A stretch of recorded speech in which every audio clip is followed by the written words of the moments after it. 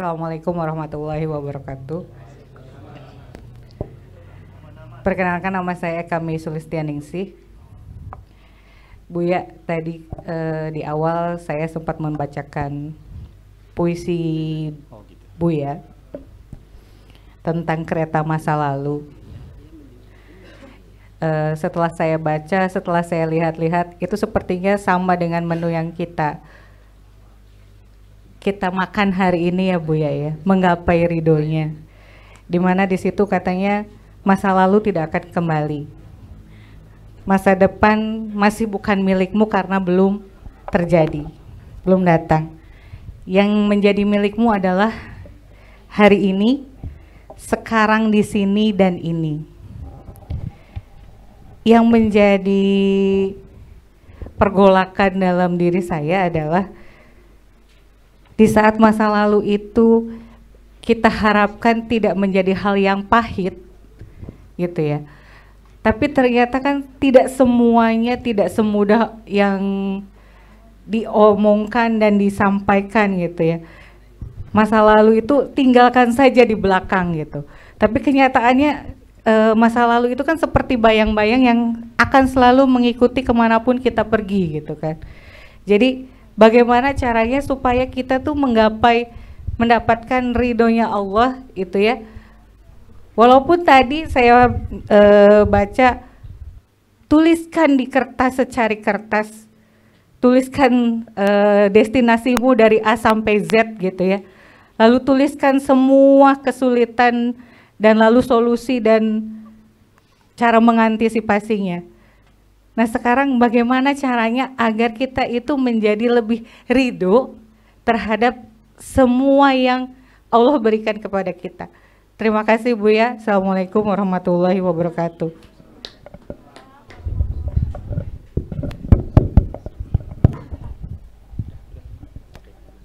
Begini persoalannya. Ini panca indera kita ini kan menangkap perangsang. Mata kita melihat gelas, mata kita melihat cewek cantik, mata kita melihat orang sengsara, mata kita melihat orang berfoya-foya, mata kita melihat orang meninggal dunia. Ini semuanya kan dari setelah perangsang itu artinya objek yang ditangkap ya, perangsang dalam istilah psikologi umumnya seperti itu. Itu kan langsung kita laporkan ke dalam otak kita, diproses. Ya kan gitu, disikapi. Ini secara tidak sadar itu cara kerja otak kita, semuanya diproses. Ya artinya melihat orang lagi kelaparan, sengsara, langsung di otak, di pola otaknya dikirim ke hati. Hati menggerakkan, yang menentukan itu hati, bantulah dia. Tangan kita bergerak sendiri loh, betul nggak? Hati kita renyuh ya, terharu.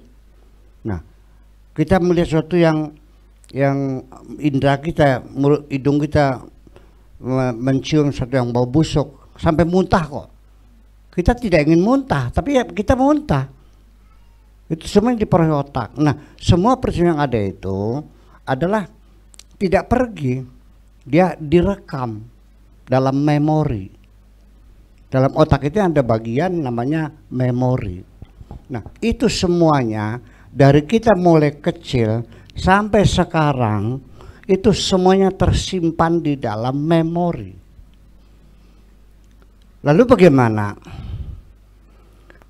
Di dalam memori itu semakin banyak yang engkau lihat, yang engkau dengar, yang engkau rasakan, itu semua yang tersimpan, semakin hari semakin padat, akhirnya membengkak memori itu.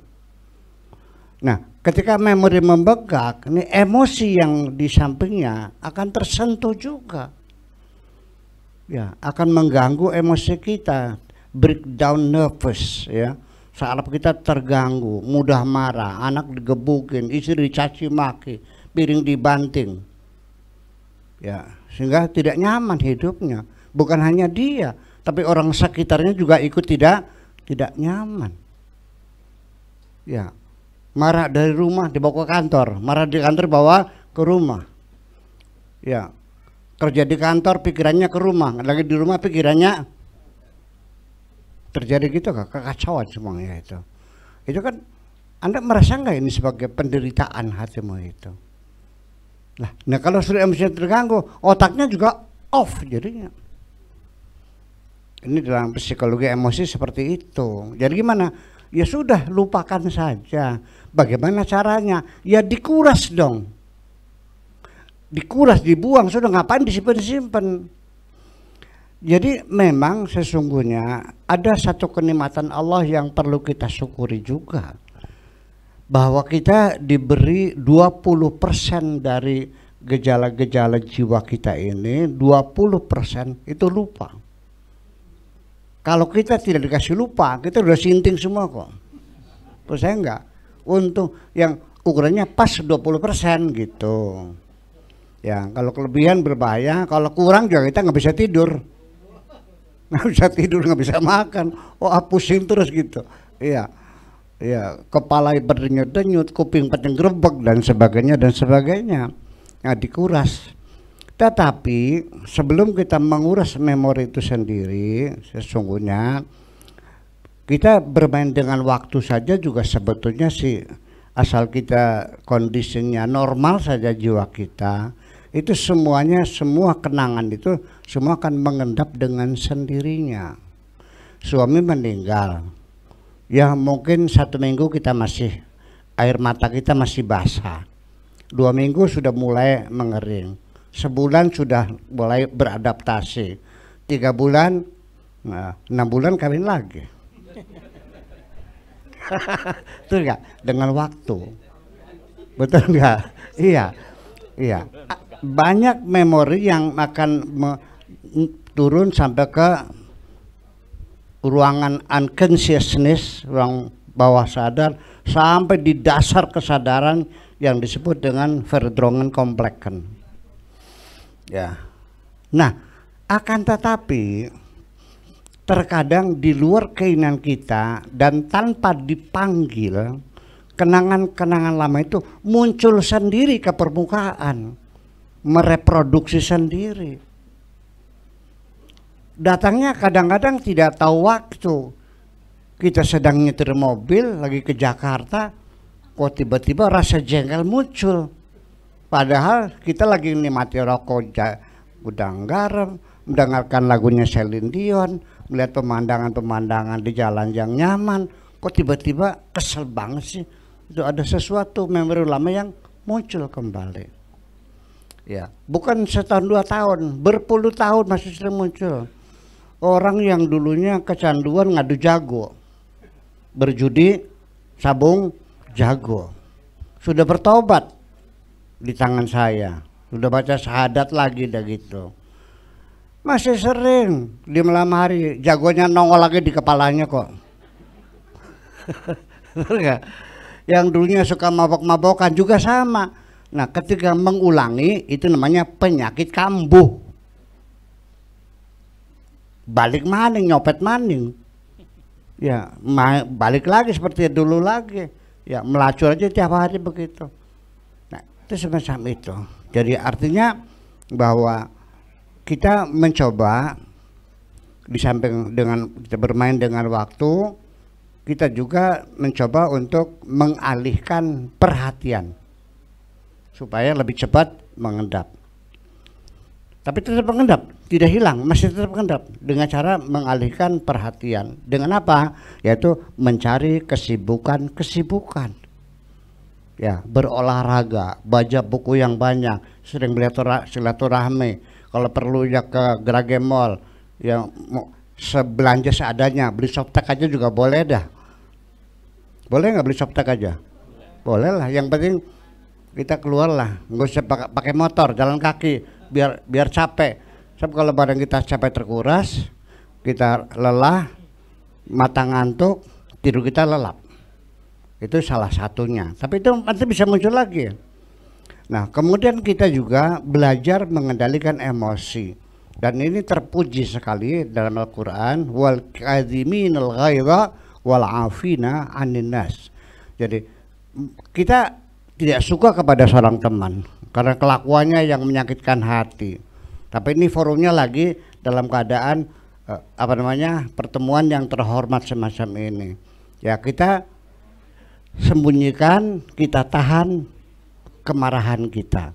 Itu disanjung oleh Allah. Orang yang bisa menahan kemarahannya, wal kadhimina al ghaidha, yang menyembunyikan rasa emosi marahnya, itu disanjung oleh Allah. Kita lagi bertengkar dengan istri, mertua datang, diterusin nggak bertengkarnya? Ada Mimi, ntar kalau udah pulang kita terusin lagi. Apa kabar Mi? Sehat Mi? Maka kita tadinya lagi caci maki berganti dengan senyuman, dengan ketawa. Ini bukan berpura-pura tapi menyembunyikan. Lain lagi kalau orang hatinya lagi sedih tapi dia ingin menyembunyikan kebahagiaannya, itu menambah penderitaan. Kalau ini mah sifatnya hanya menyembunyikan, bukan berpura-pura. Itu. Tetapi tidak akan selesai. Dikurasnya memero itu adalah dengan tahap terakhir, wal afina anin nas. Kita maafkan semua kesalahan orang, selesai. Ya, fa'fu anhum wastaghfir lahum, ampunilah, maafkanlah mereka dan mintakan ampunan kepada Tuhanmu. Bahwa kita mewakilnya tulus lahir batin dari hati yang paling dalam. Bukan ya ku maafkan, tapi juga sudah ku doakan kepada Tuhanku, wahai Tuhanku, ampunilah suamiku yang telah menyakiti hatiku ini karena aku sudah memaafkannya. Final. Itu sudah terkuras. Tapi kesulitannya ini banyak sekali menolak ketika saya anjurkan untuk memaafkan. Enak banget pengapain, beli sakit hati saya. Yo enak. Yang enak siapa? Yang enak itu yang memaafkan. Yang dimaafkan tetap masih tidak enak karena dia tetap masih dikejar-kejar oleh the feeling of guilty. Itu persoalannya. Ya, ini caranya seperti itu. Maka silakan dikuras semua memorinya. Nah, kalau sudah normal lagi, nanti emosinya terkendali lagi, otaknya pun jadi cerdas lagi. Kita pernah nggak baca buku nggak masuk-masuk? Ya karena kita sedang gaduh dalam diri kita ini. Jadi kecerdasan itu bukan hanya otak saja ya, kondisi jiwa kita, badan kita. Kita lagi sakit gigi juga nggak bisa mikir kok. Makanya al-aqlu salim fi jismis salim. Akal yang sehat ada dalam tubuh yang sehat. Itu yang sehat, fisiknya terganggu juga kecerdasan kita. Apalagi jiwa kita yang terganggu, akan lebih berbahaya lagi dan semacam itu. Dan nanti kalau sudah terganggu sampai semuanya rusak semuanya, ya kita sudah lepas kontrol. Nah, nanti bisa-bisa kita ketawa sendiri. Terus wuda, melayu tuh teman-teman. Ya kira-kira jangan sampai seperti itulah gitu. Sampai orang kesedihan juga sama. Masih Nabi Muhammad juga menangis kok ketika Siti Khadijah meninggal tuh. Betul nggak? Tapi kan seminggu selesai sudah, nggak terus menerus. Betul nggak? Ya sudah selesai, berarti masih normal.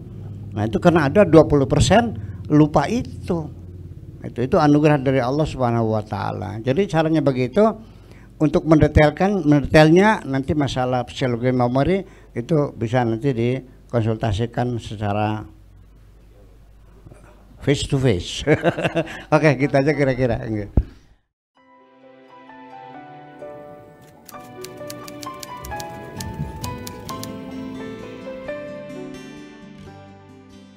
Aku hanya ingin berbagi kebahagiaan dan tidak menggurui siapapun. Terlalu sulit bagiku untuk menyalahkan siapapun. Akan tetapi apabila ada orang yang ingin mengisi raporku, tentu aku sangat gembira sekali. Dan kujamin aku tidak akan sakit hati sedikit pun.